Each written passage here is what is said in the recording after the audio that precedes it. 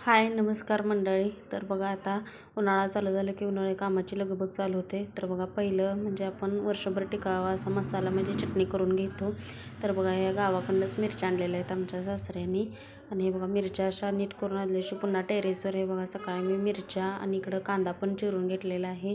कांदा चिरून असा जरा वाळवला की पटकन भाजतो आणि मिरचीसाठी आपण मीठ घालतो ना, ते मीठ पण असं मी वाळत घातलेलं आहे बघा.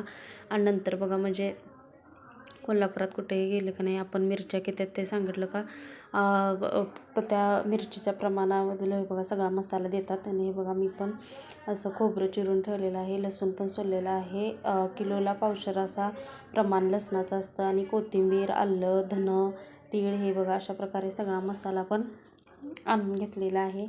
आणि आता बघा चटणीची तयारी चालू आहे. तीळ, जिरं असं भाजून साईडला ठेवायचं असतं बघा. हे बघा अशा प्रकारे. आणि मग नंतर मग खोबरं पण असं मी सगळा मसाला असा तळून घेतलेला आहे बघा. हे बघा जिरं आणि तीळ वेगवेगळं ठेवलेलं आहे आणि खोबरं म्हणजे एकत्र करायचं नाही. आणि आता मसाला भाजून घेतल्यावर कांदा हे बघा आणून ठेवलेला आहे. आणि मिरच्या पण मी भाजतेच, म्हणजे कोल्हापूरकडे भाजत नाहीत पण गावच्या पद्धतीनं असं मी मिरच्या पण भाजून देते बघा.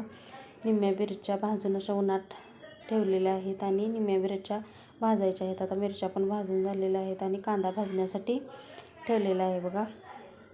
आणि बाहेर अशा मस्तपैकी मिरच्या आपण जेवढ्या चांगल्या भाजतील तेवढा पटकन मसाला कुटला जातो आणि बारीक छान मसाला होतो. आणि अशा प्रकारे मी आता हे बघा डंकमध्ये घेऊन जायचं सामान पण सगळं हे बघा मसाला तो एका डब्यामध्ये ओला मसाला असा. आणि जेवण केल्यानंतर हे बघा गोळा आलता मस्तपैकी.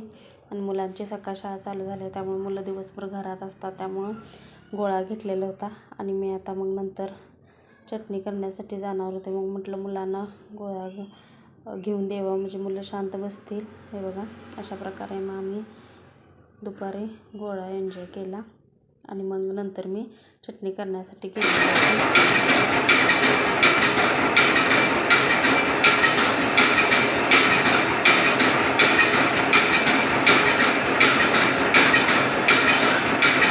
आपला मस्तपैकी मसाला चटणी तयार आहे बघा. एकदम लाल भडक आणि ओली अशी झालेली आहे बघा मस्तपैकी. तुम्ही कशी करता आणि हे कशी वाटली चटणी नक्की सांगा. बाय.